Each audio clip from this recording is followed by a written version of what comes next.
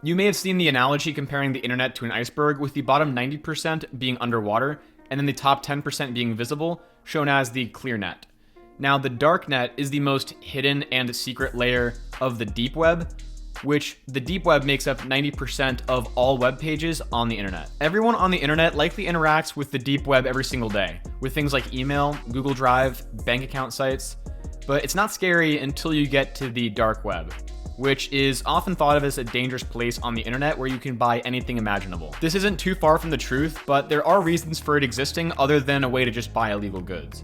So where did it come from? Despite its reputation for criminal activity, the dark web was actually largely started by the United States government, because they used it to securely and privately communicate online. The NSA and the US Navy were significant contributors in developing the technology that would be used for securely and anonymously accessing the internet. With the help from funding by the Office of Naval Research and DARPA, the Onion Router, also known as Tor, was created by researchers at the Naval Research Lab in the mid-90s as a privacy network that enables anonymous internet traffic by encrypting details of the connections through layers in the network of nodes that run the software. It was further developed by researchers at MIT, and now it's called the Tor Project, which is a non-profit organization that is completely separate from any government, though it still continues to receive funding from the United States. The Seattle-based team works to improve the software and maintain its speed and security.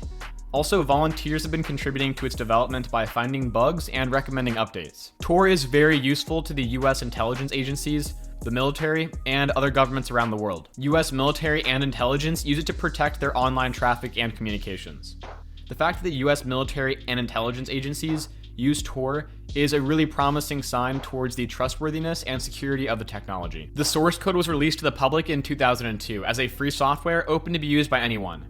And the reason it was actually made available at all was to further improve the privacy of the network. This is because with more people using the network, it gets increasingly more difficult to identify what traffic could have come from where. If it was just government agents using the network, it would be far less private and a lot easier to track the activities of those using it. So at some point very early on, they realized that they had to release it to the public for everyone to use, or they wouldn't be able to use it very privately at all. The government and those that created Tor recognize that it's a double-edged sword, but they say that the good people need Tor much more than the bad guys need it. Tor is a privacy software in the form of a browser, where DuckDuckGo, a privacy-focused search engine, is the default search tool. If the same person were to have access to the gateway entrance from which you entered the Tor network, which knows your IP, and had access to the exit node, which knows the details about what you're doing, then it's possible to have anonymity and privacy compromised if someone were to investigate your activity and then compare it to when you connected to the Tor network. And like I just said, this would require a full-on investigation, and you'd need to have a history of connecting to Tor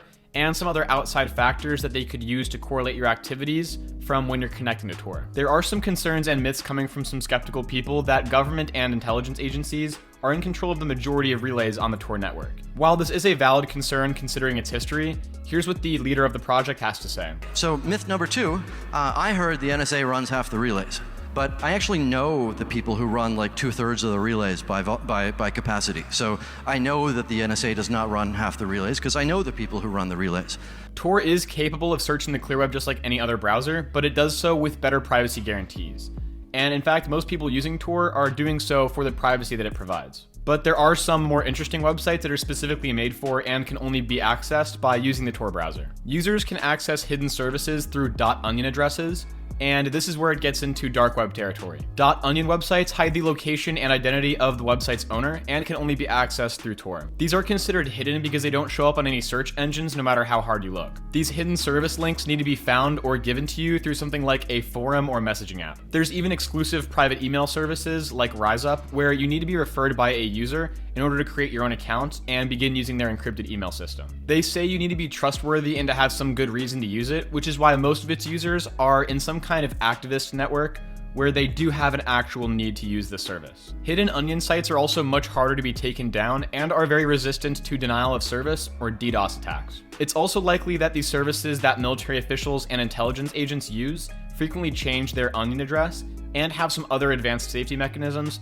so that not just anyone can stumble across these sites. Tor is a great service for remaining anonymous online and keeping your activities private, but it does have its limits. It's really just a tool that needs to be used in the correct way so that you can benefit from all the privacy that it can provide. There are many famous cases of criminals getting caught even while using Tor, and this is because there's a lot more to operational security than simply just logging onto Tor and doing whatever it is you want to do. There is a lot more to consider outside of just using Tor in order to stay perfectly anonymous. And in one of my previous videos, I go into some detail about the Silk Road and its founder, Ross Ulbricht, and how he made some mistakes and left a digital trail for FBI agents to follow, where he was using Tor, but still got compromised. For the majority of people, just using Tor is enough, assuming that most of these people aren't serious criminals, which I hope is true, because there's not going to be a full investigation launched against them that's going to find every little detail and vulnerability that they could have left behind. When trying to access these hidden services, it can be difficult to verify the legitimacy of websites and could expose users to various risks. It is rarely obvious that you can trust a website or whoever runs it. You're going to have to rely on reviews and even word-of-mouth feedback. A bad website could have malicious links.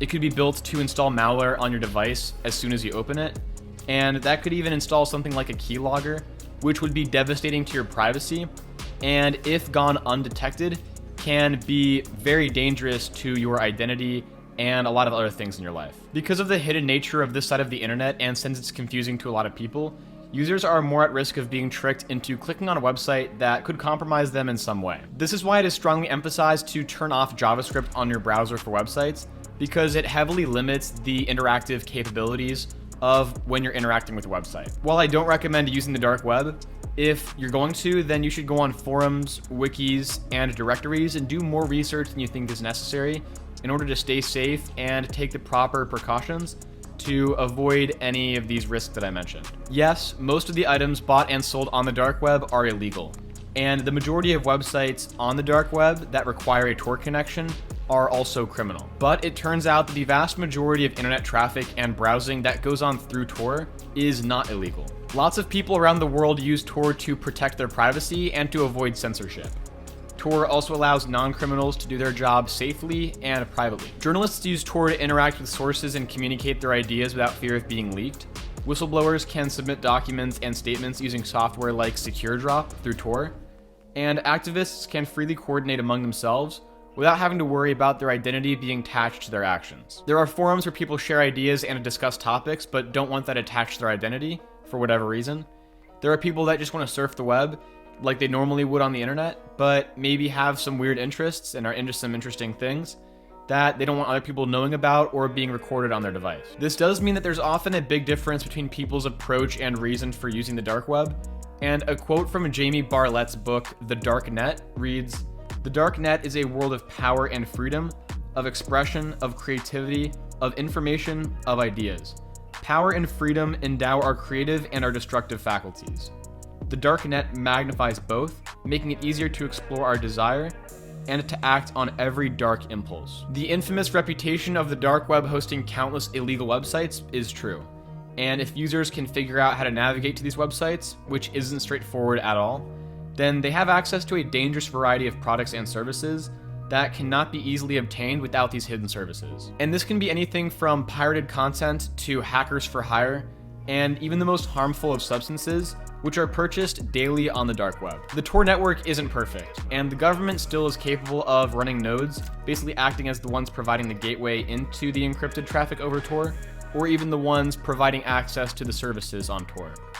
And this means that they get a chance to collect your IP and separately what your activities are on Tor. Now, there is a very sad and somewhat controversial example from 2015 where the FBI discovered a large-scale child website called a Playpen, and what they did was they actually ran the website themselves to collect the IPs of the users and those visiting the website, and then got a warrant in order to identify the location and identities of those IP addresses. So this is an example that kind of shows that if the government were to try to track down criminals that are using Tor, they're not exactly going to do it by trying to control the entire network or have some kind of majority of the nodes, but rather target specific websites, specific addresses, and then attract users that way, and then compromise their activities. The dark web is a wild and controversial part of the internet, and like I already mentioned, I don't recommend that you use it. I am not a user of the dark web, but there are people that really do need it, such as government officials that absolutely need privacy for their job, and those that have jobs that require a very high amount of privacy to transfer sources, to communicate, and various other things. That's all I got for this video. If you guys learned something, hit that thumbs up. and I'll see you guys in the next video. Peace.